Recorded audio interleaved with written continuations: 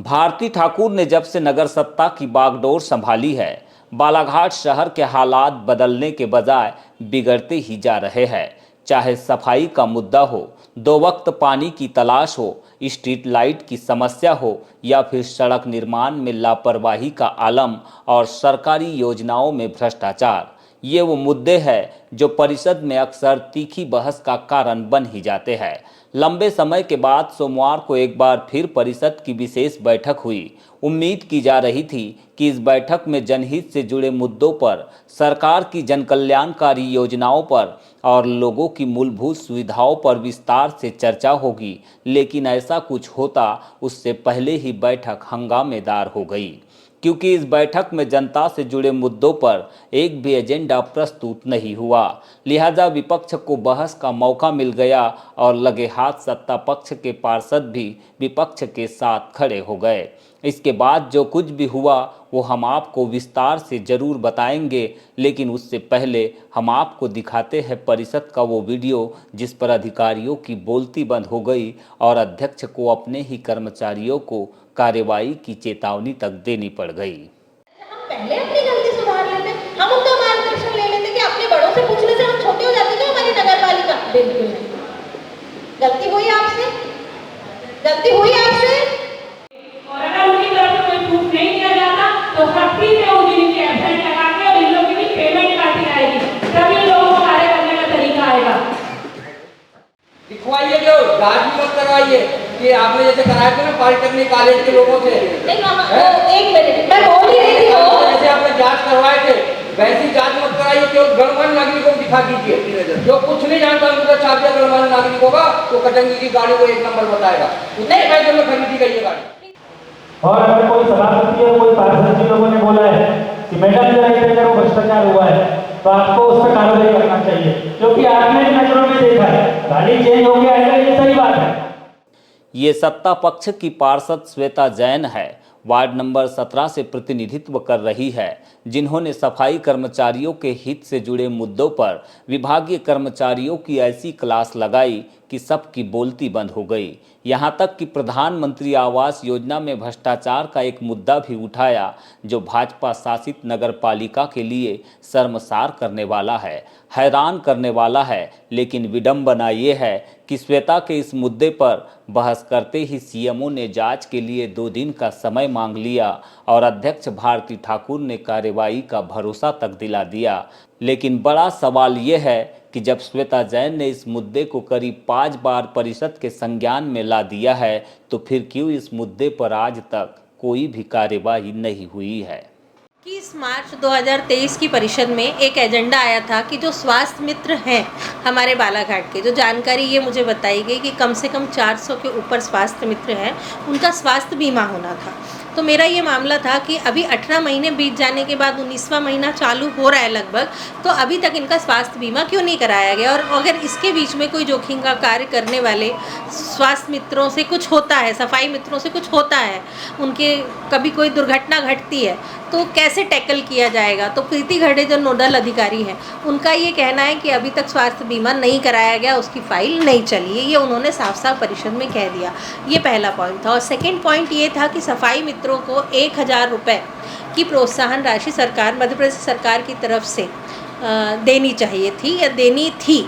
तो उसके लिए भी मुझे ये कहा गया कि 18 महीने बीत जाने के बाद हम लोगों ने फ़ाइल नहीं चलाई। कुल मिला के जो क्लैरिकल वर्क है उसमें हमारी नगर पालिका पिछड़ रही है। जो नोडल अधिकारी है प्रीति घड़े, उन्होंने ये पूरी परिषद में स्वीकार किया कि उन्होंने फ़ाइल नहीं चलवाई। उनका ये कहना है कि सरकार की तरफ से आता। तो मैंने उनको कहा कि आप अपनी तरफ से फ़ाइल क्यों नहीं चला रहे। अगर सरकार की तरफ से फ़ाइल नहीं आई तो आप अपनी तरफ से भी पत्राचार कर सकते हैं सफाई मित्रों के स्वास्थ्य के लिए, उनके बीमा के लिए, उनके जोखिम भरे कार्यों के लिए। ये आपको करना चाहिए। पर भ्रष्टाचार के आरोप लगाए कि एक मृत व्यक्ति के नाम से 3 लाख रुपए की राशि। हाँ भैया, ये तो मैंने साफ तौर पे मैंने कहा कि ये भ्रष्टाचार का मामला है।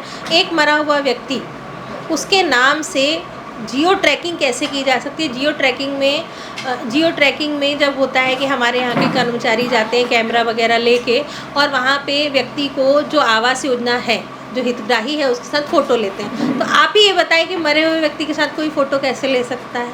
इसमें कहीं ना कहीं साठगांठ है, कहीं ना कहीं कोई व्यवहार ऐसा हुआ है जो आपत्तिजनक है, तब तो मरे हुए व्यक्ति के साथ फ़ोटो खिंच रही है घर की, और उसके बाद ही पैसा आता है।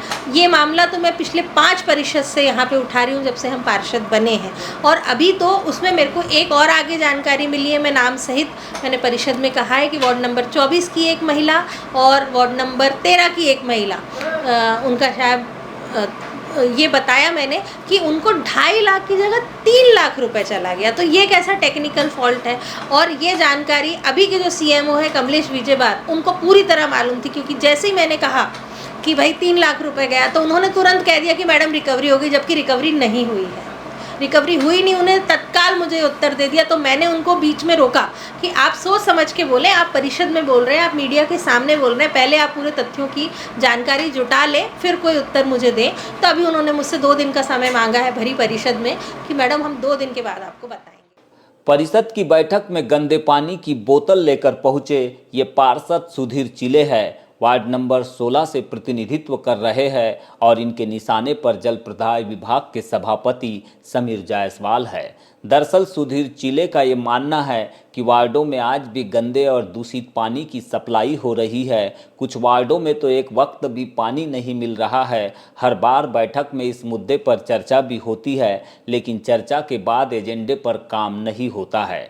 ठेकेदार कुछ और कहता है तो नगर पालिका के अधिकारी कुछ और ही कहानी गढ़ देते हैं। लिहाजा ठेकेदार और अधिकारियों की इस लापरवाही के कारण आम जनता की परेशानी बढ़ जाती है। आप 1 घंटा नई लाइन को बढ़ा देंगे, ये इनका कहना था।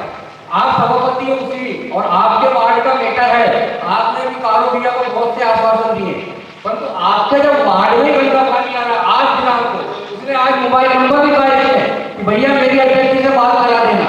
दूसरा है वार्ड नंबर 16, वार्ड नंबर 16 में उसने मेरे को लिखा था, आदरणीय भैया जी दीपावली का दिन है, टंकी से पानी जो आ रहा है उसमें मांस की बदबू आ रही है। लक्ष्मीकांत गोदे संघ के आदमी है, उनने मेरे को लिखे थे, और चेक पे अभी भी है मेरे पास, दिखा दूंगा आपको कि उसमें आप पानी दे रहे हो, शुद्ध पानी दे रहे हो बोल रहे, बात आ रही चमड़े की बोल रहे थे। उसके बाद में खुद मैं हूं, परसों के दिन की घटना है, परसों के दिन मेरे घर में गंदा पानी आया। ऐसी परिस्थिति चलाना चाहते हो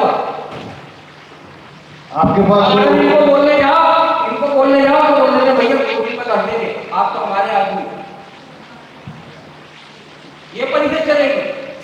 आप खुद परेशान है, पार्षद खुद परेशान है, आपका वार्ड का मतदाता परेशान है।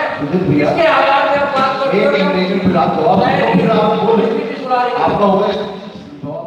आधा दर्जन से अधिक प्रस्ताव पर चर्चा के लिए बुलाई गई ये परिषद की बैठक बेहद जरूरी थी। बैठक से कहीं ज़्यादा जरूरी पार्षद के वो मुद्दे भी थे जो शहरवासियों के लिए परेशानी का कारण बन रहे हैं। इन मुद्दों में वार्डों की बिजली समस्या है, शहर में निर्मित वो सड़कें भी है जो भ्रष्टाचार की भेंट चढ़ रही है, और इसी को लेकर सत्ता पक्ष के पार्षद राज हरिनखेड़े, सविता सोनेकर और नेता प्रतिपक्ष कारो लिल्हारे सहित दूसरे पार्षद भी लगातार अध्यक्ष भारती ठाकुर से और अधिकारियों से सवाल कर रहे हैं, उनसे जवाब भी मांग रहे हैं। लेकिन नगर पालिका की ये समस्या है कि यहाँ पर समस्याएं सुधरने का नाम ही नहीं ले रही है, और इसी के चलते विपक्ष से ज़्यादा सत्ता पक्ष के पार्षद आज परेशान है, नाराज़गी भी जता रहे हैं और लगातार सवालों के माध्यम से अधिकारियों के साथ अध्यक्ष पर भी सवाल खड़े कर रहे हैं। आप नहीं थे, आपके चैम्बर में मैं आने के लिए बोली तो आपके जो सामने बैठे रहते हैं उन्होंने कहा कि भाभी यहाँ ताला बंद करके जाती है। मैंने कहा ताला बंद नहीं करती, ताला बंद मेरी बात आपने सुनी है, टेंडर का काम है, और मैंने कभी किसी पार्षद और किसी भी सभापति को मना नहीं की कि मेरे चैम्बर में ना बैठे। मेरा और पार्षद जी का चैम्बर हर समय आप लोगों के लिए खुला है, आप लोग बैठते हैं। फिर ये पार्षद जो 5000 लोगों का नेतृत्व कर रहा है, और जो वार्ड में खुद घूमता है, ना मैं मेरा प्रभारी घूमता है, नहीं मेरा वो सुपरवाइजर घूमता है। आप उस प्रतिनिधि का कितना सम्मान कर रहे हैं कि 1.5 महीना 2 महीने तक लाइट नहीं लगा रहे हो। इसके बाद का काम ये किसकी कमजोरी है? किसकी कमजोरी मुझे बताइए।